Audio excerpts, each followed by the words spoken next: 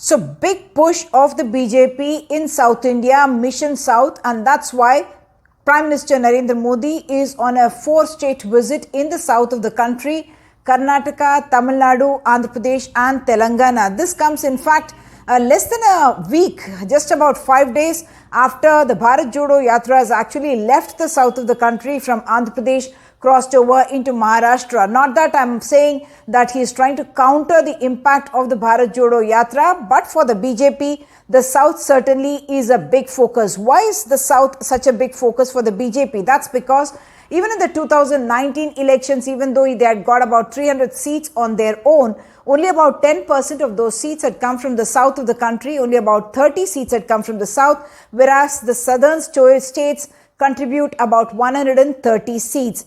Even out of those 30 seats that the BJP had got from the south, 25 had come from Karnataka, which they consider as the gateway to the south. And the next target for them will certainly be Telangana, where they managed to win about 4 of the 17 Lok Sabha seats in the state of Telangana. So they see a political opportunity here as well.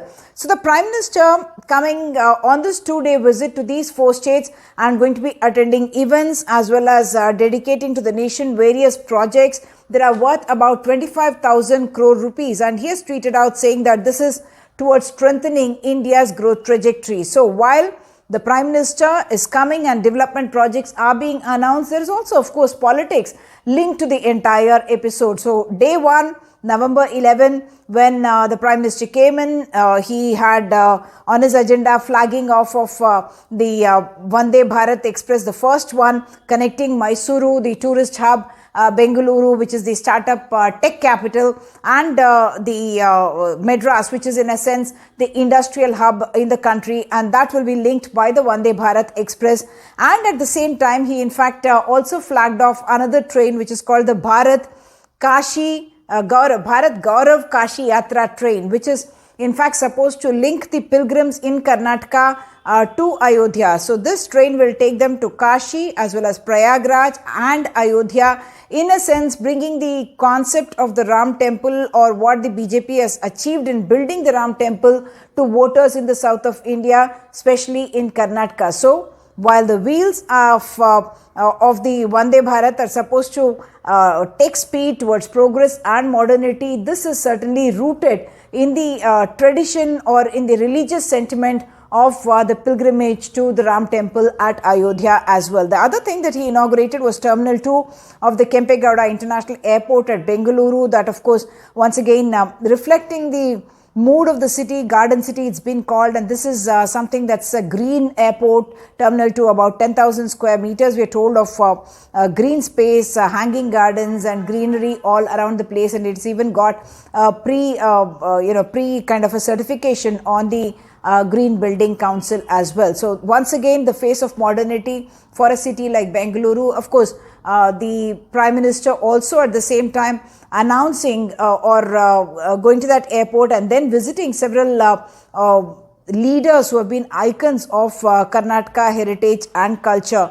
One Kanakadasa, Saint Kanakadasa, then Mahavira, and also going at the airport itself, unveiling the statue, 108 feet statue of Kempegowda, who is many senses seen as the founder of the Bengaluru city itself.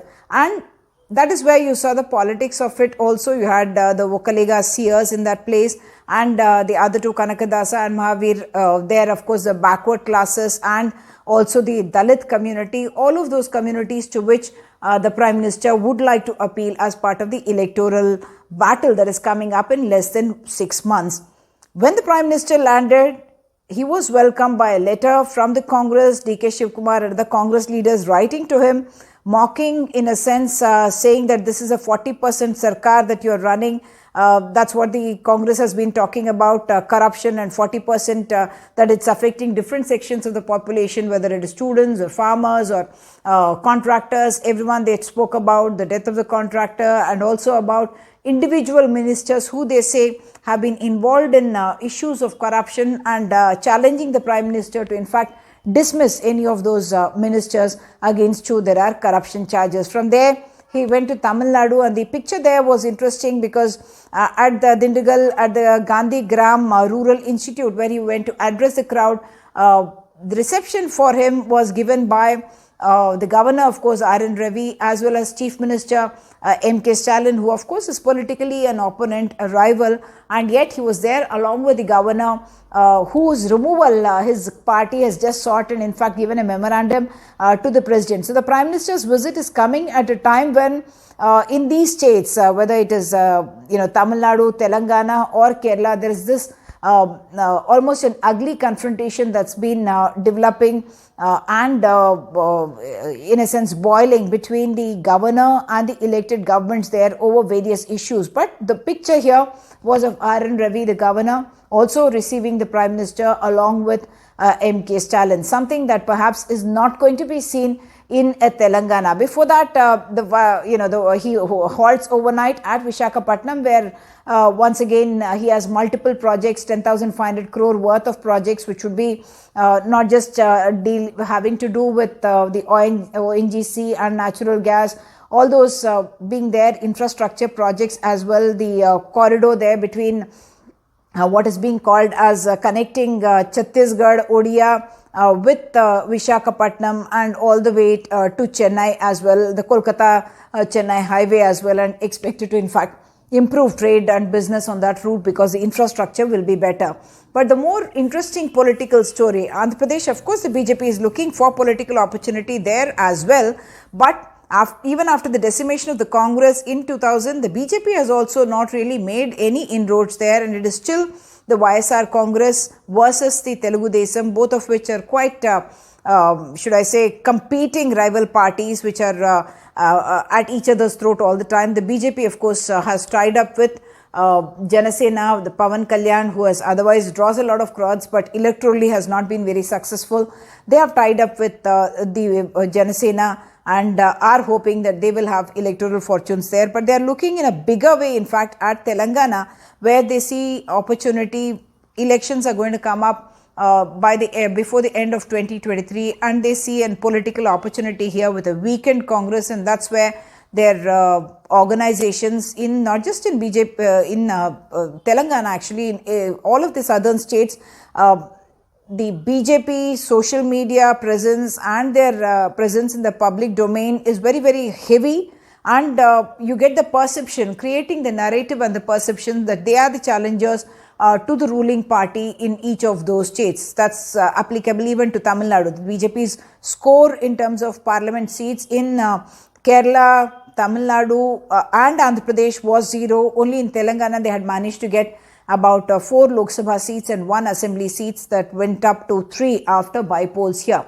But what is going to be interesting is that we do not expect the Chief Minister to be receiving the Prime Minister. So once again, a protocol violation is what the BJP leaders are saying, and we are expecting the Prime Minister will be talking to the media at the Begumpet airport before he flies off to Ramagundam, where we expect that he will be talking to the farmers, talking about the farmers, because there is this Ramagundam fertilizer plant that he is going to be dedicating to the nation, where we are talking about the indigenous neem-coated urea, and something that we are being told will solve the problem of imports, not just of imports and shortage and availability of urea on time for the farmers. So it's not just the farmers of Telangana that the Prime Minister and the BJP say will benefit, but also the farmers in Maharashtra, in Andhra Pradesh, in Chhattisgarh, in Odisha. All those states expected to benefit from the kind of urea production that's happening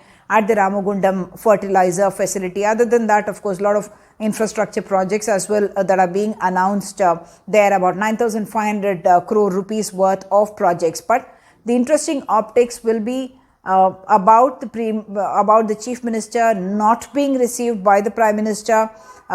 Possibly he will send across his minister, one of his ministers, to receive the Prime Minister.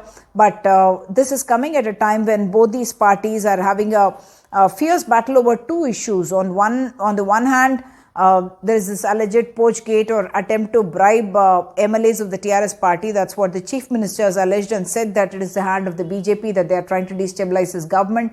and trying to topple his government, whereas on the other hand, the BJP is saying that all this is drama, directed, produced, scripted by KCR, and they are alleging that all this is something that a figment of his imagination. So all that, of course, is a legal battle that's being fought, even as Enforcement Directorate raids are happening on various TRS ministers. The MLA who had complained in the TRS MLA poaching case had in fact said that the threat was also that there would be ED, CBI, IT raids on MLAs or ministers belonging to the TRS unless they switch. So that is something that seems to be playing out, or at least that's what the ministers and MLAs who have been commenting on the Enforcement Directorate raids on mining related politicians, their own minister Gangula Kamlakar, as well as one of the Rajya Sabha MPs Ravichandra. In all those cases, they are alleging such a link, even as there is another scam that's playing out, which is the Delhi liquor scam, the alleged Delhi liquor scam, should I put it that way, and many connections being drawn to businessmen, people in the liquor business in Telangana, and also being linked to political circles here, to a political leader here. So Prime Minister, BJP, focus, Mission South, 2-day visit. What the outcome will be, that's something that's going to be built upon by the BJP in the days and months to come.